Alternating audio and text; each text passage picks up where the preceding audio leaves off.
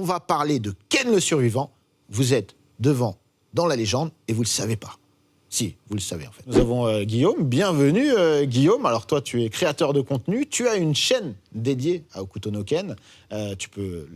Ma chaîne YouTube, elle s'appelle Hokuto no Run. Ça fait un petit moment que j'ai pas posté dessus, mais ça va revenir bientôt. Plein de projets en cours. Et je fais aussi partie d'une association qui s'appelle Annie Grenoble, où on fait pas mal de choses, dont une convention qui va arriver fin septembre, qui s'appelle le Japan Alp Festival. Et voilà. C'est déjà pas mal, hein. Ouais, c'est déjà pas mal. On fait énormément d'événements autour de tout ce qui est animation japonaise. On fait des présentations dans les cinémas. On organise des choses pour les étudiants sur le campus. Donc, c'est plutôt cool. Très cool. Bah, bravo à vous. Oui, alors c'est vrai que Hara était un dessinateur hors pair, il l'est toujours d'ailleurs, mais il a un peu le parcours du shonen où il a besoin de se battre, de se perfectionner, et il est allé dans une école de Gekiga. Gekiga, on rappelle ce que c'est un style adulte, c'est manga adulte, et c'est l'école de Gekiga de Kazuo Koike, celui qui est derrière Lone Wolf and Cub, Baby Cart, et donc il se retrouve à l'école là-bas c'est un peu la salle de l'esprit et du temps de DBZ, quoi. Il sort de là, il est super fort. Et malgré son dessin, il dessine, c'est magnifique, mais l'histoire, elle n'est pas là. Et on peut faire la petite transition avec notre cher Buronson. Donc, Yoshiyuki Okamura, c'est son vrai nom. Fan de cinéma. Fin 60, en 68, il regarde un film qui s'appelle Adieu l'ami. Et il y a un acteur assez connu qui s'appelle Charles Bronson. Et en japonais, on ne dit pas Bronson, on dit Buronson. Donc voilà, ancien militaire. Il est né. Ça colle bien avec Charles Bronson en plus. Hein. Il y a aussi ça. Hein. Il y a un truc qui fait que Charles Bronson, c'est un acteur qui va être connu après pour toute une série de films qu'on appelle. Il a lancé un genre qui s'appelle Vigilante, quoi, avec le justicier dans la ville, le justicier à New York, etc. Donc ça colle bien aussi avec le personnage, quoi. Exactement. Mécanicien radar, c'est quand même le truc improbable, quoi. Ouais, c'est vrai. Buronson, du coup, ancien militaire qui va devenir scénariste. Alors, il a un autre pseudo, parce qu'il en a pas qu'un, d'ailleurs, qui s'appelle Sho Fumimura. Mimura, excusez-moi, j'ai du mal parfois. Il t'a piégé. Il m'a surpris, il savait que j'allais me planter là-dessus. Et du coup, ancien militaire, il veut devenir scénariste, et il a travaillé avec plein de dessinateurs qu'on connaît pas tous en France, mais il y a deux noms qui vont revenir. Vous en avez parlé la dernière fois dans l'émission Berserk, donc Kentaro Miura, l'auteur de Berserk, et qui si je ne me trompe, qui fait partie de l'école de Hara, dans le sens où... Très influencé par il est super fan de voilà. Bien sûr, mais de toute façon, on va en parler dans les influences. Bien sûr. C'est immense qu'a laissé Hokuto no Ken derrière lui. Ses enfants... tu as raison, on en parlera après. Sont incroyables, on peut développer là-dessus longtemps. Mais du coup, il travaille donc avec Kentaro Miura sur Oroden et Japan, qui sont tous sortis chez Glénat, il me semble.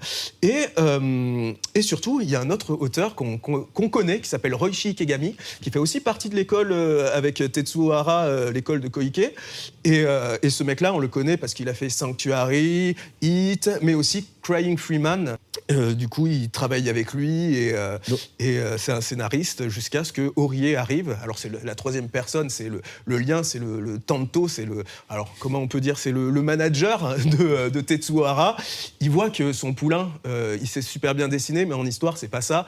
Et là, tac, Buronson. Ils font le lien entre les deux et ça va donner une série... Un duo magnifique. Je cite aussi des séries de tokusatsu, donc des séries live japonaises de super-héros avec Kamen Rider Black, par exemple. Donc, alors, il faut bien se dire que Ken, même si c'est un mélange de toute cette pop culture, ça reste toujours unique, parce que ça prend des idées visuelles C'est vrai qu'on fait le rapport avec Mad Max et Bruce Lee, mais tout ça, ça ne constitue pas le fond de l'œuvre. Et le fond de l'œuvre, on peut en parler, un petit peu parler de l'histoire de Hokuto no Ken. Nobuhiro Horie, c'est un peu comme Torishima pour Akira Toriyama. Mais en gentil.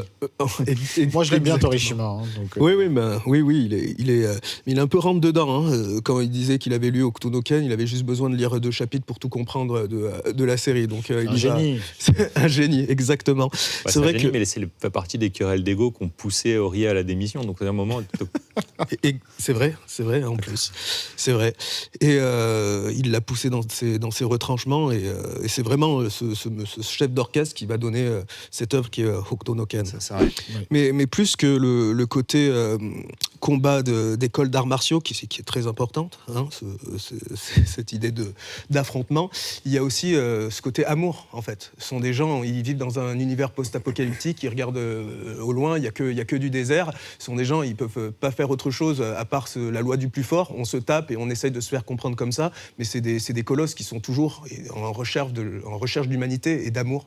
Et c'est un petit peu la grande thématique de Hokuto no Ken, c'est comment on fait pour trouver quelqu'un qui va nous réchauffer le cœur. Et je pense que c'est Hokuto no Ken, un manga où il y a le plus de personnes hyper musclées qui lâchent des larmes. Presque toutes les 2 chapitres, il y en a un qui meurt, l'autre il pleure. Hein. On pleure pour son ennemi, on pleure pour son ami, ceux qui n'ont rien demandé.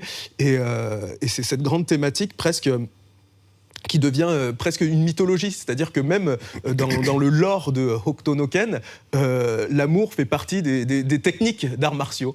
Donc si on découvre l'amour, on peut atteindre le Muso Tensei, on peut atteindre plein de techniques d'arts martiaux impressionnantes. Donc c'est aussi ça le cœur de la série, la recherche d'amour dans un désert aride. Hokuto no Ken, c'est pas le premier où il y a eu des plaintes. Déjà Go Nagai, à l'époque, le papa de Goldorak, mais surtout de Devilman, ça faisait déjà polémique, etc. D'ailleurs, c'est intéressant de parler de Go Nagai, puisqu'il a fait la suite de Devilman qui s'appelle Violence Jack, qui est un mec qui est dans un monde post-apocalyptique et qui tape des punks. Voilà. Tiens. Des punks à moto. Quand il présente les frères du Hokuto, Hara ne sait pas du tout qui va être derrière ses frères, justement. Donc c'est pour ça que dans ses dessins, il représente beaucoup ces personnages de l'ombre en ombrage. Donc on voyait pas d'image, on voyait juste des espèces de colosses. On s'est dit, oula, il y a une un perso caché bloqué dans les jeux de combat. Exactement. Et il savait pas qu'est-ce que ça allait donner. Et plus le succès avance, plus on peut pas abandonner le bébé. On peut parler maintenant des influences. Derrière Ken le Survivant, il y a des influences côté Hara, mais il y a les influences côté Bronson. C'était plutôt pour les illustrations de début de chapitre qui s'inspiraient de justement Frank Frazetta. Et c'est rigolo parce qu'en fait, au début de Hokuto no Ken, on voit tout de suite les influences, Mad Max, Bruce Lee, l'évidence. Mais plus le trait avance, plus on va avoir justement Kenshiro, ça devient presque Stallone. Ah, complètement. Et son ennemi, on parlait de Dolph Lundgren, c'est le général du Gento Koken, c'est lui. T'as un combat, on reproduit le combat mythique de Et d'ailleurs, c'est marrant parce que Dolph Lundgren, il y a quelques temps, il y a pas si longtemps que ça, il l'a découvert, il l'a posté. C'est super. Donc plus le trait devient détaillé, plus on remarque ses acteurs. Et c'est super. On peut parler aussi, avant d'arriver à l'animé, parce qu'on va y arriver juste après, mais l'influence déjà rapide qu'a Hokuto no Ken sur des mangaka, quoi. C'est quelque chose qui prend très rapidement. Il y a des gens qui voient ça et ils sont, après quelques années, tout de suite, ce qu'ils veulent faire, ils veulent faire du Ken. Si on part là-dessus, et bien sûr, Hirohiko Araki avec sa série Jojo no Kimio Naboken, les premiers concepts de pouvoir avant les fameux stands, c'est le Hamon, qui est une technique qui permet de tuer à gros coups de poing et qui fait presque imploser des vampires, cette fois-ci. On va dire les deux premières saisons de Jojo, de toute façon, c'est... Et d'ailleurs, c'est quasiment, il copie les cases de notre ami Hara. etc. Et puis même le concept des stands, en fait, dans la partie 2 de Hokuto no Ken, tu as Kenshiro qui va se lever, il va avoir une espèce d'entité derrière lui qui rappelle forcément le stand. Je pense que Araki a un petit peu non, mais de toute façon, même au niveau du design des visages... Jonathan Joestar, c'est Kenshiro. Hein. Mais on parle encore d'œuvres qui étaient assez vieux. Oui, bien sûr. Et aujourd'hui, on a d'autres auteurs on le remarque pas forcément au premier coup d'œil, mais Makoto Yukimura, le mec qui a fait Vinland Saga, récemment sur Twitter, il disait moi, mon manga préféré, c'était Hokuto no Ken. On le voit tout de suite. Et la légende continue. Puis on peut aussi parler de Otoko Juku, c'est Ken à l'école, pour faire grossièrement le parallèle. Et il y a plein d'influences. Toutes les séries de Tetsuya Saruwatari, c'est lui qui a fait TOS, Free Fight, c'est des mangas, il y a plus de 100 volumes, quoi. Et c'est pareil, c'est encore la confrontation d'un fils qui a une technique ancestrale contre son père. Oui, après on revient à Ken, mais on revient aussi à ce que tu parlais de la Showbrother et de ce qu'on a connu. L'influence des arts martiaux, c'est énorme. Et d'ailleurs, on peut parler d'écoles dans Hokuto no Ken, le Nanto, qui est l'espèce de le yin et le yang des écoles d'arts martiaux dans l'univers de Hokuto no Ken. Ça se trouvait déjà dans des films d'arts martiaux. Le fait de pouvoir transpercer des personnes avec des coups, les points d'acupuncture, les points vitaux, tout ça, ça existait déjà avant. Et maintenant, on passe à l'animé. Un an après le premier chapitre de Hokuto no Ken, on a le 11 octobre 1984 le premier épisode de Hokuto no Ken. Et c'est pas n'importe qui derrière, il y a une équipe de folie. On a la Toei Animation qui sort d'une série qui s'appelait Albator et qui n'avait pas trop marché. Et là, ce qu'ils veulent, ça, c'est de l'adaptation de Neketsu. Donc on est dans une période où t'as comment ça s'appelle, des séries comme Captain Tsubasa qui était en même temps dans le Jump aussi. Exactement, mais qui n'est pas fait par Toei Animation. Non. Donc Toei arrive et ils vont adapter, un gros challenge, comment adapter Hokuto no Ken à la télévision en série télé. Et ce qui pète tout de suite dans la série, c'est le visuel. Tout de suite, on a un mec incroyable derrière, directeur d'animation de la série, Masami Suda, qui nous a quittés l'année dernière, malheureusement, et qui a un parcours incroyable. C'est une série où il y a vraiment beaucoup d'artistes qui vont évoluer tout le long. Alors, le manga, c'est 27 volumes. Et la première partie de Hokuto no Ken, c'est 109 épisodes qui adaptent le 15-16 volumes du manga. Et ensuite, on a Hokuto no Ken 2 qui va développer les 8 prochains volumes et il n'y aura jamais les 3 derniers volumes de la série adaptés. Pourquoi ? C'est simple, parce que une série télé, c'est avant tout un outil promotionnel pour vendre le manga. Et le manga, c'est sorti de 83 à 88, si je ne me trompe pas. Et l'animé, c'est sorti de 84 et ça s'arrête en 88. Donc c'était vraiment cette idée de faire un outil promotionnel. Mais j'aimerais m'arrêter un petit peu sur ce monsieur qui s'appelle Masami Suda, qui vient pas de nulle part, qui a le challenge incroyable de devoir adapter le trait si particulier de Tetsuo Hara. Très compliqué, même l'animation, le mouvement sur le dessin de Hara. Sur des corps massifs comme ça. Ouais. Alors il vient pas de n'importe où, Masami Suda, c'est un mec qui a été formé dans un studio qui a été créé en 62, qui est Tatsunoko Productions. Tatsunoko qui est connu pour des séries absolument mythiques comme Kachern, Tekkaman Blade, Yuriken Polymar et vraiment plein de séries qui ont marqué le Japon à l'époque. Et c'est un studio qui a été créé par 3 frères, les frères Yoshida. C'est ça. Et parmi eux, il y a Ipei Kuri, qui est le créateur notamment de Judo Boy, Kurenai Sanshiro. Judo Boy que tu apprécies particulièrement. C'est fantastique, c'est fantastique. Et tu auras Masami Suda qui va faire ses armes là-dessus. D'ailleurs, il postule là-bas et puis le mec, il a tellement du talent qu'ils lui disent tu vas devenir animateur, chef animateur de match Go qui est Speed Racer. Et il y a une adaptation par les sœurs Wachowski qui est sortie en 2008, qui est un film complètement fou sur Speed Racer, justement, le succès aux États-Unis là-bas, c'est dingue. Et puis Masami Suda, il travaille comme pas possible. Il a presque, il manque de mourir tellement il travaille pour ce studio. Alors, on le connaît pour faire des séries de baston, mais il a aussi fait plein de trucs un peu mignons aussi. Candy Candy, le générique, c'est lui. Et après avoir risqué sa vie tellement il a travaillé, il dit ok, bon, je vais me mettre indépendant et je vais ralentir, je vais faire du sport et je vais aller voir du côté de la Toei Animation. La Toei Animation, ils arrivent, ils sont en train d'adapter Dr. Slump et ils pas le même délire. Pas le même délire. Et puis là, il y a ce projet qui est l'animé Hokuto no Ken. Hokuto no Ken, je parle de graphisme, mais c'est aussi un impact musical. On met lecture, il y a le générique, Aiwo Torimodose, ça veut dire ramène l'amour.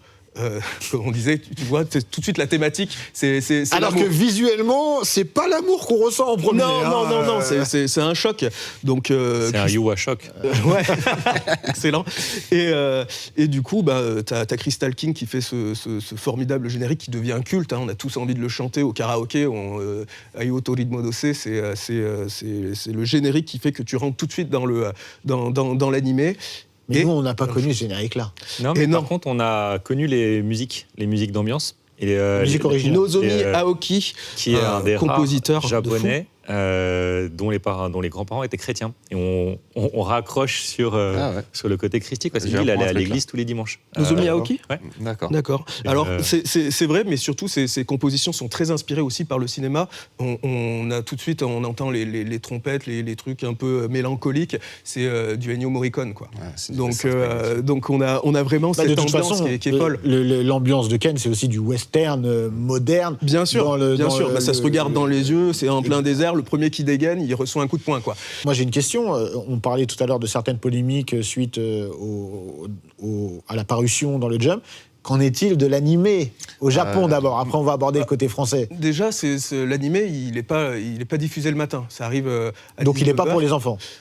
C'est presque un moment où tout le monde peut le regarder, donc non, c'est pas forcément que pour les enfants, mais c'est vrai que il y avait un détournement de cette violence graphique du manga par des idées des idées graphiques artistiques. Par exemple, quand il y a des implosions, on va pas dessiner des viscères, on va plutôt faire des ombres chinoises. Donc on va voir des ombres des personnages enflés et exploser. Ça détourne la violence graphique et ça propose quelque chose qui se faisait pas, en fait. Déjà, quand on parle des implosions, on pense que c'est hyper violent, mais en vérité, ils voyaient ça presque, les auteurs, comme quelque chose un gag. C'est-à-dire que les personnages, avant d'éclater, ils disent une phrase qui est incompréhensible. Ça fait des espèces d'onomatopées qui sont des mélanges de mots qui seraient contractés pour pouvoir dire abeshi, par exemple.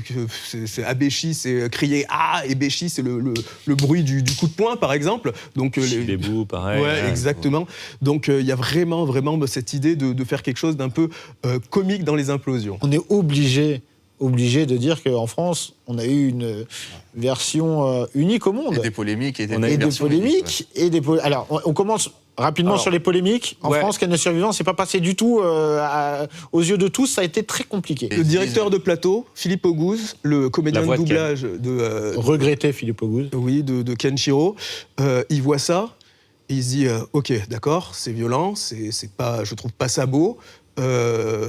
C'est du dessin animé japonais.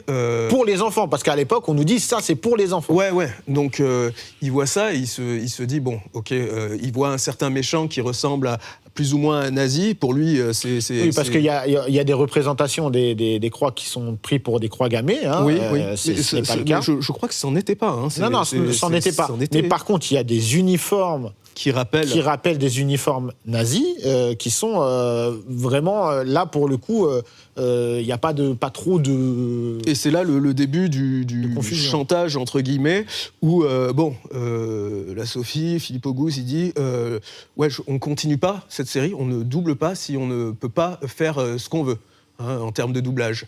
Donc ça marche, ça passe au Club Dôme. Petite anecdote, avant qu'il tourne le doublage de Ken, Philippe Auguste disait on va essayer de placer une petite tasse à café dans un discours qui n'a rien à voir. Et c'était leur jeu, d'essayer de faire presque de l'improvisation pendant les... Ah non, mais on a des jeux de mots complètement lunaires. Alors aujourd'hui, évidemment... Maintenant qu'on connaît la VO, et les gens l'ont découvert d'abord en VO etc. Et quel VO. Et quel VO. Les comédiens de doublage, les seiyuu japonais, Akira Kamiya qui interprète Kenshiro, qui était déjà connu pour dans son rôle dans Kinnikuman, qui jouait déjà un mec musclé. Avec déjà le mec des nazis, tiens. Ouais, Muscleman en français. Et il joue ici, il interprète Ryo Saiba, Nicky Larson. C'est un comédien de doublage absolument incroyable. Et d'ailleurs, il prête plus sa voix pour Kenshiro dans toutes les nouvelles adaptations. Et ça, c'est un petit peu dommage. Apparemment, il coûterait trop cher. Alors, c'est la petite rumeur. Mais il n'y avait pas que lui aussi dans cette adaptation animée en VO. Vous pouvez retrouver Toshio Furukawa, le mec qui fait la voix de Piccolo, qui est la voix de Shin, son grand méchant. On a Ryo Horikawa, le Vegeta, qui interprète Kenshiro quand il est enfant. Et on peut faire une liste énorme.